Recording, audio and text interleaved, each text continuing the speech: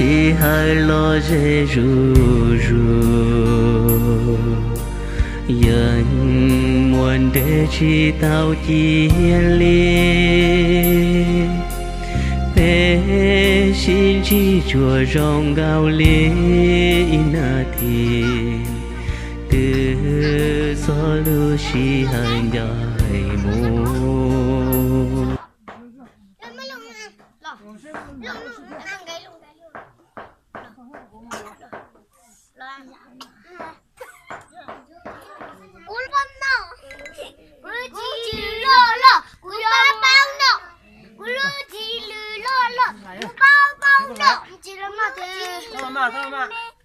Hua sao phải con hua?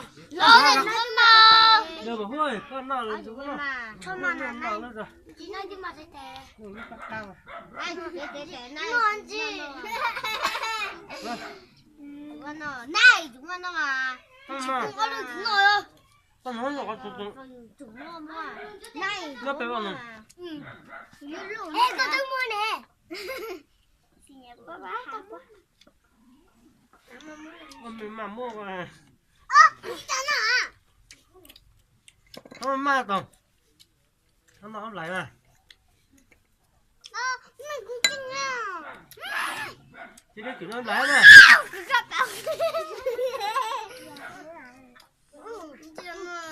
Thế này, thế là chống mày à? Chống mà chống à? Chống à, chống à? Nó mua rồi. Nó rất tinh mà. Thế này, kia. Nó có cái cờ. Kia nó nhỏ kia. Mày, mày chạy này. Chính rồi.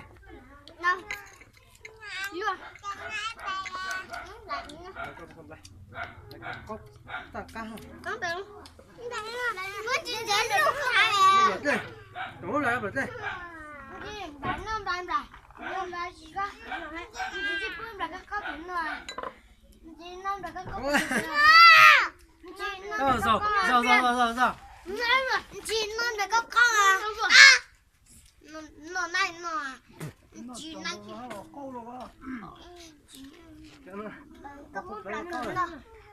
Mày nhìn nó tớ nó con mà. Bé có con lùi à? Con nó mà mới nó tao tẻ. Nào, lại con nào? Chị đâu nói lại. Cái gì chứ ơi? Xuống bây giờ tiền rồi. Anh đây. Xuống bây giờ tiền rồi, năm bây giờ tiền. Quá tụi hắn đau chửi. Có người có biết không? Ôi, không hiểu luôn. Là sợ con chửi. Là không thấy là. Nó không chửi. Nó không. Nó cứ. Chạy nó coi đâu. Đánh nó rồi.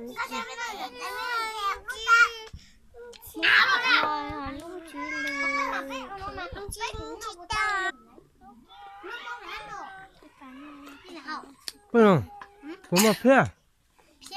Hai phê chơi chân nhân rút thế rồi. Hai phê rồi. Chơi cá thì nó ăn à.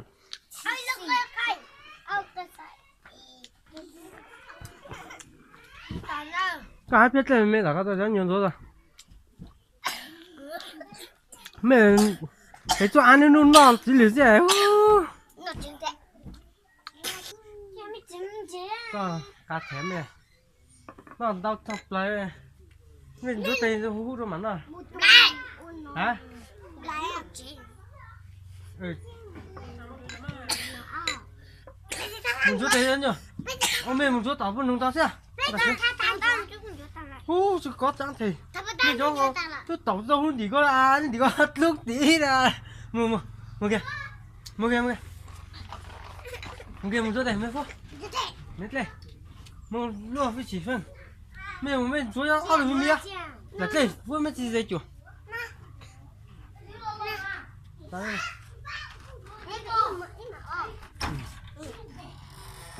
Anh nhớ nó chỉ lì mà là gì sắp lỡ. Mà muốn cho tay giả dài đó. Không rủ hú lên, rủ lên để sát tiền làm tao làm thư. Cháu lấy xem mà hay là quốc cáo. Rú nha. Ủa, cái tụi tao có chỉ trùng Rú nha. này nữa. Chào năm lại á. Rú tì lo rồi đó, chứ nhiều năm mà chúng sắp lại. Trái bù à. Thì tôi bắt chúng bộ là cho phi tàu ấy rồi. Tụi mày lắm mua, tụi lo lắm mua ơ. Con mày sắp lại. Thôi, hắn rồi. Nó sao gì chưa? Thôi, mấy kia cho con chứ? Chưa? Nó chỉ lừa gì thôi, con chỉ xí chân, xí thay đi ha.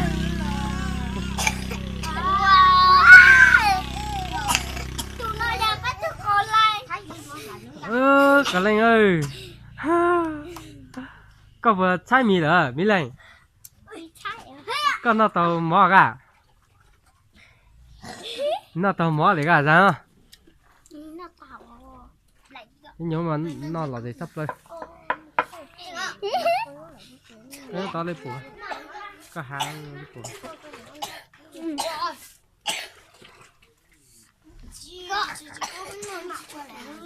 Để nó cho con lên. Giờ thật ra. Chuẩn mấy ra muốn chạy mì nữa. Được, họ lên nó này.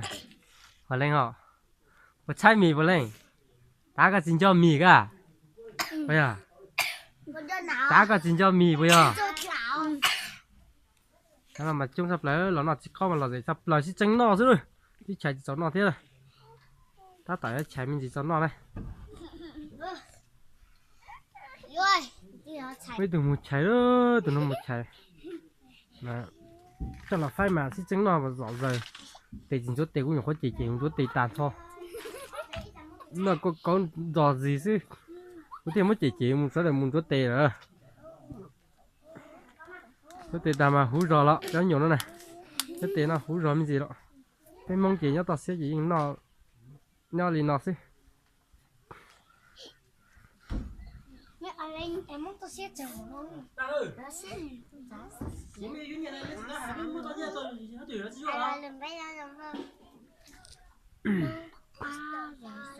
tôi còn lên nó. Anh chế đó. Chế mà cho lấy chuyên chế. Chuyên chế mồ. Cho nó chế mồ. Cho nó cho hả? Cho áo cho hả? Quá chỉ không nó lâu tập cho rồi. Quá đẹp phải chụp cái rất là đẹp. Chào chào mà. Chào ma luôn à. Là chào ma. Cái trái cây gì nó hả? Nó chỉ để chia xem lệnh.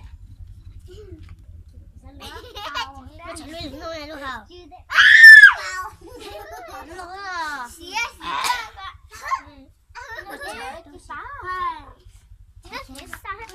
Sau của sau to.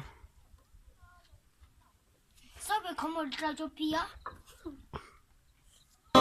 Cái bề hờ bề tu Chúa Giêsu yêu chín nhai yêu anh cho nên nhỏ mù li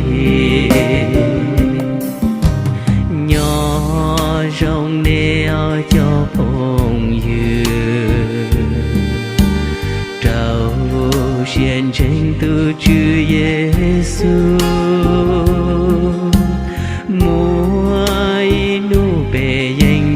tao xin chỉ đùa sao chữ luôn đủ chênh